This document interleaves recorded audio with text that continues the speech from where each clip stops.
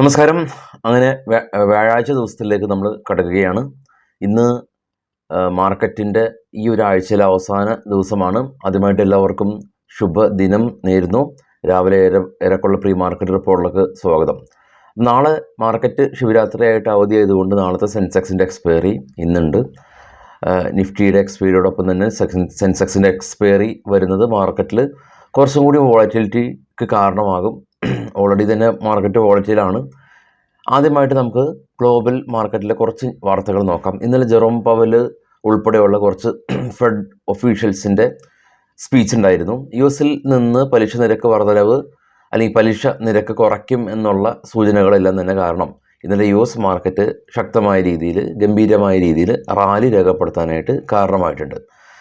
അതുപോലെ തന്നെ US-ൽ നിന്ന് ഈ ഒരു ഘടകം അല്ലെങ്കിൽ പലിശ നിരക്ക് കുറച്ചേക്കാം എന്നുള്ള ഘടകം അത് കൺഫേം ചെയ്യുന്നതിന് വേണ്ടിയിട്ട് വരുന്ന മറ്റൊരു പ്രധാനപ്പെട്ടിട്ടുള്ള ഡേറ്റയാണ് നോൺ ഫാം പേറോൾ ഡേറ്റ. അത് ഇന്ന് രാത്രി US മാർക്കറ്റിൽ നിന്ന് വരും. ഇന്നലെ US മാർക്കറ്റ് നാസ്ഡാക്കും ഡോയും ഗ്രീനിലടച്ചു. യൂറോപ്യൻ മാർക്കറ്റ് എല്ലാം തന്നെ ഗ്രീനിലടച്ചു. ഇപ്പോൾ ട്രേഡ് ചെയ്യുന്ന ഏഷ്യൻ മാർക്കറ്റ് എല്ലാം തന്നെ പോസിറ്റീവാണ്. നിഫ്റ്റി ഇപ്പോൾ ഇൻഡിക്കേറ്റ് ചെയ്യുന്നത് 50 പോയിൻറ്റ് മുകളിൽ ഓപ്പൺ ചെയ്യുമെന്നാണ്. ഇടിഞ്ഞിരുന്ന ബിറ്റ്കോയിൻ വീണ്ടും 2000 പോയിൻറ്റ് റാലി രേഖപ്പെടുത്തി തിരിച്ചെത്തി. ഗോൾഡും അതിൻ്റെ ഓൾ ടൈം ഹൈ ഭേദിച്ച് മുന്നോട്ട് പോയി എന്ന നിലയിലാണുള്ളത്. അതായത് നമുക്ക് എങ്ങും കാണാൻ സാധിക്കുന്നത്, ഗ്ലോബലി എങ്ങും കാണാൻ സാധിക്കുന്നത് ഒരു പോസിറ്റീവായിട്ടുള്ള സെൻറ്റിമെൻറ്റ്സാണ്. അത് നമ്മളെ മാർക്കറ്റിൽ സസ്റ്റെയിൻ ചെയ്യുമോ എന്നുള്ള കാര്യമാണ് നമുക്ക് ചെക്ക് ചെയ്യേണ്ടതായിട്ടുള്ളത്. അടുത്ത മാസം എന്ന് പറയുന്ന പോലെ തന്നെ ഇലക്ഷനാണ്. അപ്പോൾ സ്വാഭാവികമായ രീതിയിൽ മാർക്കറ്റിൽ വളരെ വലിയ രീതിയിലുള്ള വോളറ്റിലിറ്റി മീൻസ് ഇടിഞ്ഞ മാർക്കറ്റ് തിരിച്ച് കയറുക, മുകളിലിരിക്കുന്ന മാർക്കറ്റ് ഒരു കാരണവുമില്ലാതെ താഴേക്ക് വരിക, അങ്ങനെയൊക്കെയുള്ള കാരണങ്ങൾ അങ്ങനെ കണ്ടേക്കാം. അതിൻ്റെ പുറകിലുള്ള റീസൺ ഈ ഒരു വോളറ്റിലിറ്റി ആണ്, അല്ലാതെ ഒരു പ്രത്യേക ഒരു ആക്ഷൻ കാരണമായിരിക്കില്ല. എനിവേ നമുക്ക് സ്റ്റോക്കുകളുടെ വാർത്തകളിലേക്ക് പോകാം. മഹീന്ദ്ര പ്രൊമോട്ടേഴ്സ് എല്ലാം തന്നെ മഹീന്ദ്രയുടെ 93 ലക്ഷം ഷെയറുകൾ സെല്ല് ചെയ്തേക്കാമെന്നുള്ള ന്യൂസ്.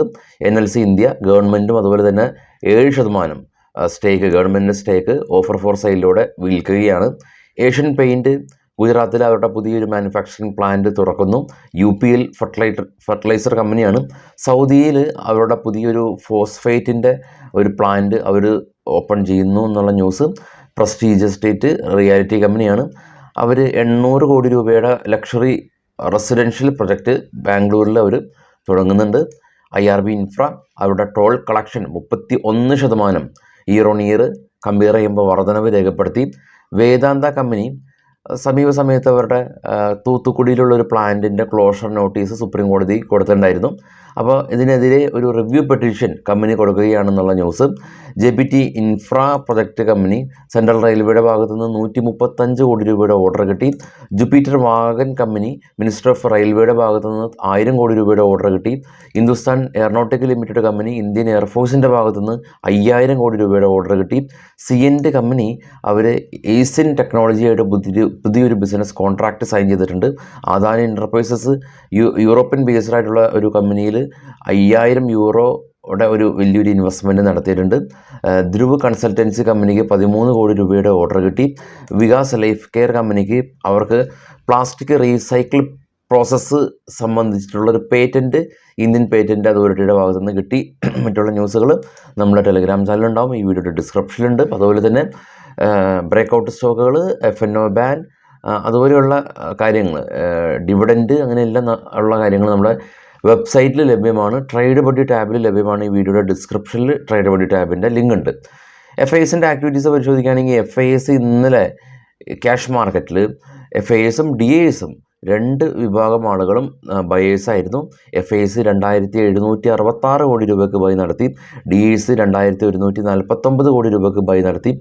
2 വിഭാഗവും അതിശക്തമായ രീതിയിൽ മാർക്കറ്റിൽ ബൈ നടത്തി ഇരിക്കുന്ന ഒരു സിനാരിയാണ് ഉള്ളത്. ഇനി നമുക്ക് പ്രധാനമായിട്ടും ഇന്ന് നിഫ്റ്റിയുടെ എക്സ്പയറിയാണ്. സെൻസെക്സിൻ്റെ ഓപ്പൺ ഇൻട്രസ്റ്റ് ഒക്കെ ലഭ്യമാണ്. BSEയിൽ ചെക്ക് ചെയ്യണമെന്ന് മാത്രമാണുള്ളൂ. നിഫ്റ്റിയുടെ നമ്മൾ NSEയിൽ ചെക്ക് ചെയ്യുമ്പോൾ തന്നെ സെൻസെക്സിൻ്റെ BSEയിൽ ലഭ്യമാണ്. ഇന്ന് നിഫ്റ്റി ഉള്ളതുകൊണ്ട് നമുക്ക് സെൻസസ് പിടിക്കേണ്ട കാര്യമില്ല. നിഫ്റ്റി ഉണ്ട്. നിഫ്റ്റിയുടെ ഓപ്പൺ ഇൻട്രസ്റ്റ് നോക്കാം. 22,450 നിഫ്റ്റിയുടെ സ്പോട്ട്. PCR 1.1 എന്ന നിലയിലാണ് ഉള്ളത്.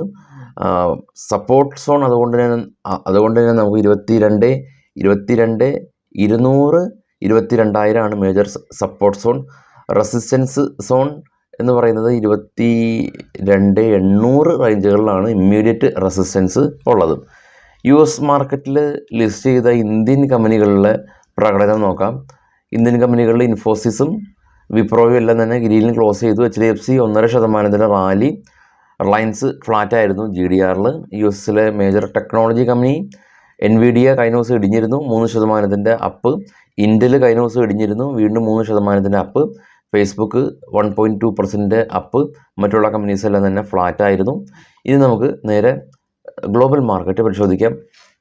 ഗ്ലോബൽ മാർക്കറ്റ് ഏറ്റവും താഴെ കാണാം US VIX 6% ഇടിവുണ്ടാക്കി. 6% ഇടിവുണ്ടാക്കുന്നത് VIX ഫോൾ ആവുന്നത് മാർക്കറ്റ് സ്റ്റേബിൾ ആകുന്നു എന്നുള്ള സൂചന നൽകുന്നു. നാസ്ഡാക്ക് ഓൾ ടൈം ഹൈ ആണ്, ഇന്നലെയും പോസിറ്റീവിൽ ക്ലോസ് ചെയ്തു. Indian VIX 14 FTSE CAC 40 DAX European market ഗ്രീനിൽ ക്ലോസ് ചെയ്തു. ബിറ്റ്കോയിൻ കാണാം വീണ്ടും തിരികെ എത്തി. $2,400 ഉയർന്ന 66,000. ഡോ ഫ്യൂച്ചർ ഇപ്പോൾ ഫ്ലാറ്റാണ്. നിക്കി ജപ്പാൻ ചൈന കൊറിയ അങ്ങനെയുള്ള മാർക്കറ്റുകളെല്ലാം തന്നെ പോസിറ്റീവ് സെൻറ്റിമെൻറ്റ്സ് ആണ്, മിക്സഡ് ആണ്. ഏറ്റവും ടോപ്പിൽ കാണാം ഗോൾഡ് $2,148 പെർ ഔൺസ് എന്ന നിലയിൽ ട്രേഡിങ് തുടരുന്നുണ്ട്. അപ്പോൾ ഇതൊക്കെയാണ് ഇപ്പോൾ ഉള്ള ഗ്ലോബൽ അപ്ഡേറ്റ്സ്. നേരത്തെ സൂചിപ്പിച്ച പോലെ തന്നെ 3 ദിവസമാണ് മാർക്കറ്റ് അവധി. വെള്ളിയാഴ്ച നമ്മളെ മാർക്കറ്റാണ് ഇല്ലാത്തുള്ളത്, ഗ്ലോബൽ മാർക്കറ്റ് ഉണ്ട്. അപ്പോൾ എന്തെങ്കിലും ഒരു പൊസിഷൻ എടുത്തു വെച്ച് കഴിഞ്ഞാൽ നമുക്ക് യാതൊന്നും ചെയ്യാൻ സാധിക്കാതെ നോക്കിയിരിക്കുക എന്ന് മാത്രമുള്ള പ്രോസസ്സ് മാത്രമാണ് ചെയ്യാൻ സാധിക്കുക. ശനിയാഴ്ച ഞായറാഴ്ച മാർക്കറ്റ് അവധി. എങ്കിലും ആളുകൾ ഇന്ന് വൈകിട്ട് അറ്റ് ദ മണിയിലൊക്കെ കോൾ ഓപ്ഷനൊക്കെ ബൈ ചെയ്ത് വെക്കുന്നുണ്ട്. 3 ദിവസത്തെ DK ഉണ്ടാകും എന്ന് അറിയാതെ. അപ്പോൾ ഓൾമോസ്റ്റ് തിങ്കളാഴ്ച ദിവസം ഈവൻ മാർക്കറ്റ് കൺസോൾഡേറ്റ് ആയിട്ട് ഓപ്പൺ ചെയ്ത് കഴിഞ്ഞാൽ ഏകദേശം ഒരു പ്രീമിയത്തിൻ്റെ കാര്യത്തിൽ ഏകദേശം ഒരു 40% പ്രീമിയം DKയിലൂടെ പോകും. കാരണം നമുക്ക് വരുന്ന ഭീകരമായിട്ടുള്ള സ്ക്രീൻഷോട്ടുകളിൽ ഒട്ടുമിക്ക ആളുകളും ഇതറിയാതെ ഇത് ചെയ്ത് ഒരുപാട് ക്യാഷുകൾ നഷ്ടപ്പെടുത്താറുണ്ട്. അതുകൊണ്ട് തന്നെ ഓപ്ഷൻ നമ്മുടെ ചാനലിൽ ഇൻവെസ്റ്റ്മെൻറ്റ് പരമായിട്ടുള്ള ന്യൂസും പറയാറുണ്ട്, ഓപ്ഷൻ റിലേറ്റഡായിട്ടുള്ള ന്യൂസും പറയാറുണ്ട്.